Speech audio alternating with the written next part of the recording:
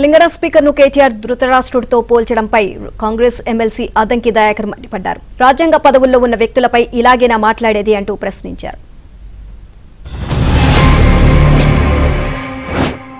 ఎట్లయిపోయిందన్న పరిస్థితి వెనకడికి మహాభారతంలో ఒక ఆయన ఉండేనట, పెద్ద మనిషి ధృతరాష్ట్రుడు అని ఉండేనట.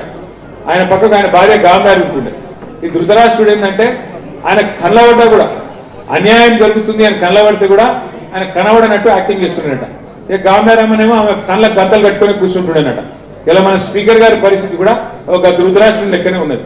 ఇప్పుడు చేవెళ్ళ 5 ఏళ్ల బుడ్డపొరగాని అడిగినా చెప్తాడు, యాదన్న ఏ పార్టీలో ఉన్నాడంటే కాంగ్రెస్ లో వేయండి కదా, రేవంత్ రెడ్డి సంఖ్యలో దూరిండు కదా అని చెప్తారు. కానీ వికారాబాద్ ఎమ్మెల్యే గారు మన స్పీకర్ గారు ప్రసాద్ గారు ఏమంటారు, ఇంకేనా యాదన్న ఎక్కడ పోలే, సబితమ్మ పక్కకే ఉన్నాడు, కేసీఆర్ పార్టీలోనే ఉన్నాడు అని చెప్పి స్పీకర్ గారు మొన్న తీర్పిచ్చిండు.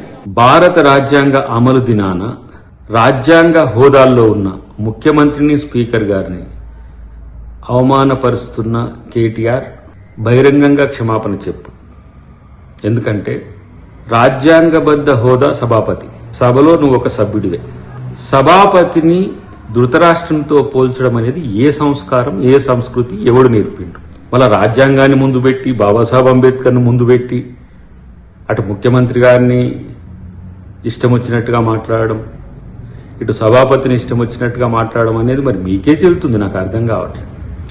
ఒకవైపు మీ నాయనేమో రాజ్యాంగం వల్లనే తెలంగాణ వచ్చిందని చెప్తూ భారత రాజ్యాంగాన్ని మార్చమన్న గనుడు, మీరేమో రాజ్యాంగాన్ని ముందు పెట్టి నువ్వు నాటకాలు వేయడమే కాకుండా నాటకాలు ఏపిస్తూ రాజ్యాంగ హోదాల్లో ఉన్న వాళ్ళని అవమానపరచమని చెప్పి రాజ్యాంగం చెప్పిందా?